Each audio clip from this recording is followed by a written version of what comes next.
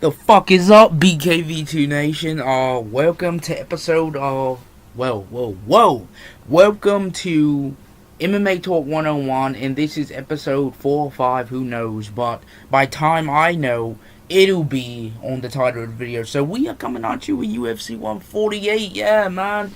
You know, it's been a while. All you veteran MMA fans, you know, me too. I go in that category. You know, it seems like it was yesterday when we was watching fucking Chemo Leopoldo or whatever come out with a cross on his back, and you know it's offending religious people. Now we got fucking Anderson Silva versus Chael Sonnen too. You know, look at how the time just whizzes by.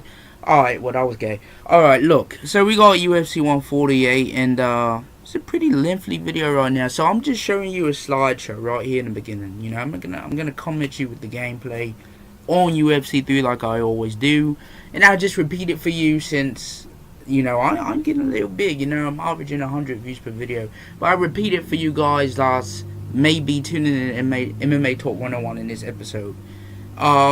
In the UFC, like UFC Undisputed, when I'm showing the gameplay, it's not how I think the fights will go. Just because I have the fighter winning on the fight there doesn't mean I think he's gonna win. And sometimes you'll see some of these fighters, they'll be fighting the wrong person because the person's not in the game and I didn't feel like creating him. So yeah, those are basically the guidelines without you watching this video. And it's also here to provide a gaming standpoint, just so you non-MMA fans could at least watch UFC for you bloodthirsty motherfuckers. So what we're gonna talk about first is Kung Lee vs Kendall Grove. We're gonna get a little out of order with these fights. I'm not Kung Lee vs Kendall Grove. Kung Lee versus Patrick Cote. You see, I'm already confusing my damn self. Alright, so Kung Lee, I am #1 Kung Lee fan. You know, I love his style. I love how he, you know, just his kicks. And you want to know something? Yeah, if you know this song I'm about to play, you're a Kung Lee fan, or you just play MMA.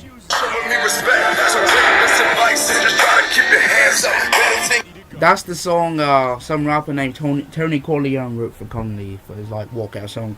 But I'm a real big fan of Kung Lee. You know, I'm not too much of a big fan of Patrick Cote, but I respect the way he fights. The thing about these two fighters is that, you know, both can fight an aggressive fight. Kung Lee's no stranger to that. You know, he's been in wars. He's been through wars with Scott Smith. Lost the first fight by a lucky TKO, then came back and just dominated in the next fight. You know, he's been in a war with Frank Shamrock. You know, he broke that man's arm, you know, in that fight. So, you know, he's been through wars. And then even recently, his loss with Wanderlei Silva. I was very excited for that fight because I'm a big fan of Kung Lee. And I don't really think he looked his best. He looked a little bit thick to me, you know, he looked a little bit bigger. I don't think he was his best. But who do I have for this fight, which is really what you guys want to know? I'm gonna have to go with Patrick Cote. There are two sides to this. I want to go with both, but you know, you can't be a whore. You can't be a fucking slut when it comes to predicting fights or anything with sports. You can't be on both sides. That's considered sleeping with two of the teams. You know, you're giving two of these dudes pussy. You know, you gotta give pussy to one dude. Even though I'm sounding gay right now, it's just like a little analogy. But the reason why I'm choosing Patrick Cote over my main man Kung Lee is because Kung Lee, even though he does kicks and, you know, he's a great stand-up fighter, he's not the man that's really always gonna push you. You know, since his specialty is kicks, he can keep you back with a wide variety of kicks. You know, back kick, axe kick, you know, things like that. He could provide danger to you because he knows all these wide variety of kicks, and not all the all the MMA fighters do these type of stuff. So the thing about Patrick Cote now is that he's gonna keep rushing at you. And if you've seen the Wanderlei Silva fight, you will know that that was Kung Lee's weakness. You know, he couldn't really establish his kicks and his main dominance because Wanderlei, you know, Wanderlei just rushing it, throwing punches. Even if they miss, he just throwing punches because he wants to get the fight over, and that's just how Wanderlei fights. Now, if Conley was going to be facing a dude that was probably not as aggressive, or just him charging in all the time wouldn't be his strong suit, then I would go for Conley. There's a flip side to that, because Patrick Cote recently got cut from the UFC. Well, it wasn't too recent. It was a kind of a while ago. He recently got cut after he lost to Tom Lawler. Tom Lawler's not a big name in the UFC. He was once in the Ultimate Fighter, but he got cut after that. He went on to beat people like Caleb the Running Man Starnes. I'm not even gonna get into Caleb Starnes. Yeah, if you're an MMA fan, you know who Caleb Starnes is. But all of his other wins aren't against big fighters.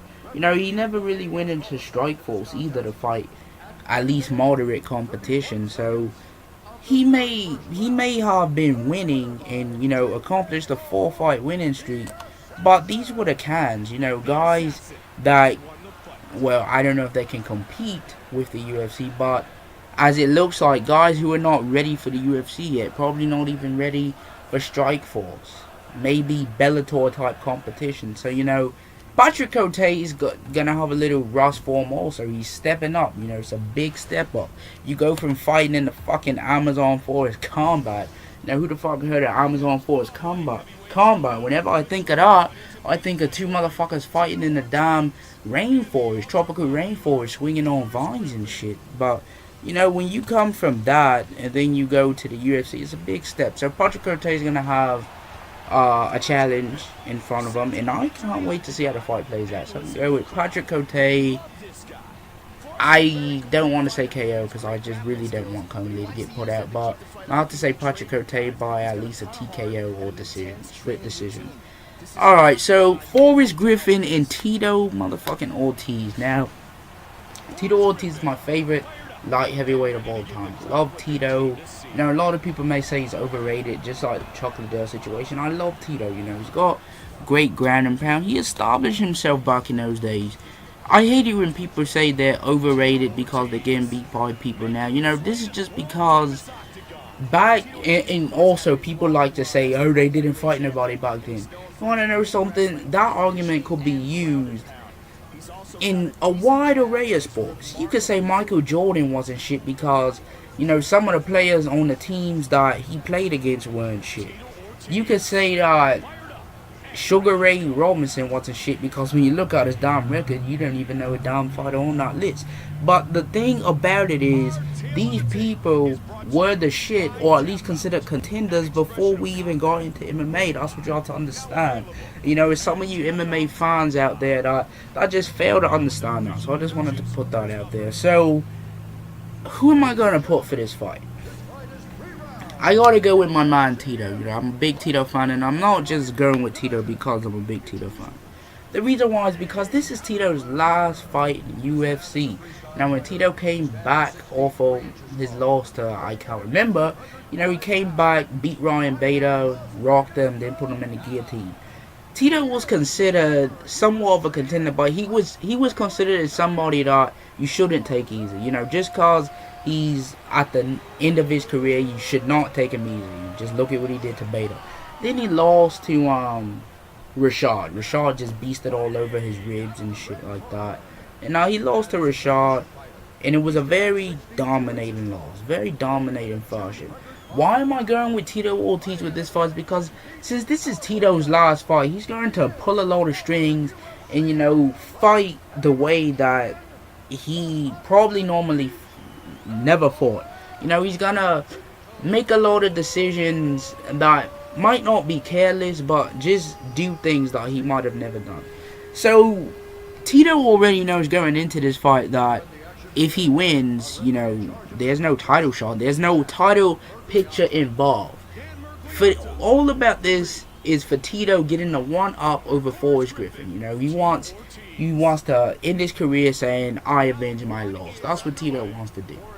So I can expect Tito to rush in a lot. I can expect Tito to rush in and fucking just try and take Forrest down at will and establish his ground and pound like I tried to do in the video. You know, I can see Tito doing something like that. Now, you got to give Forrest Griffin credit somewhere. You know, he's a good fighter. He's got He's got jiu-jitsu. I find him as an all-round fighter. He definitely has heart. But the thing about me that bugs me with Forrest is that I don't really. It seems like to me that he doesn't really care. When he made his comeback, he fought Rich Franklin, got a UD over him, unanimous decision. I mean, it wasn't an impressive performance to me. I knew he won the fight after that, but he didn't really do anything to establish his dominance, to show that, yeah, motherfuckers, I'm Forrest Griffin and I'm back. After that fight, he went on to face Shogun, UFC 134. I think he co-headlined the main event with Anderson Silva and Yushin Okami, and he got destroyed in one round. And part of that reason may be because his wife was in labor and she was having a child and all that good shit. Part of it could be that. Maybe he just wanted to get the fight over it. Not just him losing, but maybe he just wanted to win the fight as fast as possible or whatever, and get back to his wife and child, be there for his kid. I can understand that. I'm 15 and shit, but I can still understand that. But the thing is, it just seems like Forrest doesn't really care no more. And he's still in the UFC, even after a loss and stuff. Forrest has he's trying to make a run back to the title. He has that to look forward to. Tito, he has nothing to lose if he loses this fight. If Tito loses, he'll just retire as the man who, I guess, might have put on the show with Forrest, because I'm expecting that's what he's going to do. Tito retires, he'll be the man known for that. He'll be the man known as having great ground and pound back in the days and being a light heavyweight champion back in the days. His wars with Chuck Liddell back in the days, he'll be known for that. Him beating Ken Shamrock back in the days, he'll be known for that. Him talking trash, him being married to a porn star and fucking abusing her, allegedly. Bullshit. He'll be known for that. He'll still have achievements he'll be known for. So Tito's got nothing to lose. This is a lose, nothing to lose situation. If Forrest loses, fuck the title picture. You got a way to go, bro. Tito loses, well, fuck it. I got a porn star to go to that I'ma fuck. Put my Huntington Beach dick in. That's Tito's rule. So he's all or nothing, man. This is the last fight. So, I went back a little with this fight. I think this is the Melvin Goliath fight. I haven't been paying attention. Let me take a swig of this water, bro. When you talk, you just like I don't see how some of you, how these ESPN analysts do it. They sit in the fucking chair in a hot ass suit in the summer, and all they do is blah blah blah blah blah, and they don't take a fucking drink of water. Hold on, bro. Alright, so yeah. Melvin Goliath versus I know it's not Dennis Siver because I put that Melvin Goliath versus Fabricio Cameos. If you're Brazilian, you can correct me in the comment section. So I never really heard of Fabricio. He's got 14-6 record. Beat the likes of Efrain Escudero, and everyone else is not worth mentioning. He drawed with Chael Uno. I mean, lost to Kurt Pellegrino. After looking at that, I think Goliath's gonna win. Now let me, I'm not just gonna look at his record and be, hold on. I'm not gonna look at his record and just be like, okay, yeah, Goliath won. Let me state it. Goliath is my favorite welterweight of all time. I love Goliath, and I think it's sad because a lot of people are not noticing his dominance and are taking these bullshit submission losses for granted. Look, man, Goliath is a beast. He's got takedown offense. He's got some takedown defense. He's got great stand-up. He's so strong. He overpowers his opponents in nearly every predicament. Great stand-up, kicks. He can do everything. Very versatile while being powerful. Now, I just want to take this for granted. Look at the Joe Lausen fight. Now, Goliath was landing some knees. He was landing a few punches. Lausen didn't look like he was hesitant to it, but he was landing shit. He was landing powerful punches and knees. That, he keeps doing that knee, as always, and he gets hit, runs right into a punch. and he gets rocked and submitted. Alright, you know, I'll put that as a loss on his record. Because he didn't really rock Joe Lausen. You know, he just got too what you call it, overzealous and just went in for the kill. I'll put that as a loss on his record. You know, Joe Lausen deserves the win. Then he fought wait, I don't know if I'm going in the right order, but he fought Jim Miller. My boy Jim Miller out from Jersey. Just lost to my boy Nate Diaz. I was there. And he was killing Jim Miller. You know, when I was watching the fight, I was like, yo, you guys are really doubting Gallard with this one. The only way Miller is winning is if he gets the fight to the ground and submits him. Because Gallard has beast stand-up. You could go watch that fight again and tell me he doesn't. You know, he's beast stand-up, and he was landing his knees. Landing the kicks, landing his punches. But what he was really establishing was that knee. It would land all the time, and you would see it through his different combos. He would always land the knee, and it was getting a little old. And I think Jim Miller knew that as soon as he went for that other knee, he was gonna capitalize on it. So he went for another knee, and you could see the blood all over Jim Miller's mustache. You were like, oh shit. And Gallard went for the knee. Miller catches it, takes him down, goes for the was it rear naked? I think it was a rear naked. I can't remember, but he went for submission hold. Let's just put it that way, and he submitted Gallard. It really gets on my nerves when a fighter loses that way, because even though I don't fight MMA or anything like that, I can kind of feel the pain. You know you're better than that person. You know you're better than him, but you just fuck up that one time. You know, look at Brendan Sharp versus Ben Rothwell. This happened recently. I don't know. I can't. Oh yeah, on the main event of Jones versus Evans. You know, Sharp was killing Rothwell. In my opinion, I thought Sharp was gonna win before the fight even started, because Rothwell's kind of lackluster, doesn't really have cardio. Then Rothwell just comes with a boom, Captain Falco punch, and just rocks the shit out of Sharp. Then continues and then just TKOs him, man. It just pains me when the fighter loses that way, because I know how they feel. So, last fight. So, Anderson Silva, I know it hasn't appeared on screen yet, but I need extra time for this motherfucker. Anderson Silva versus Chael Sonnen. Who do I think is going to win? Chael Sonnen is my second favorite middleweight of all time. He's below Michael Bisping. Michael Bisping is my favorite. Then my third is Jason Mayhem Miller. I'm a Mayhem monkey. I had the Mayhem stripes on my head in like 5 different colors. I live for that shit. But a part of me wants to go with, I'm gonna go with Melvin Gallard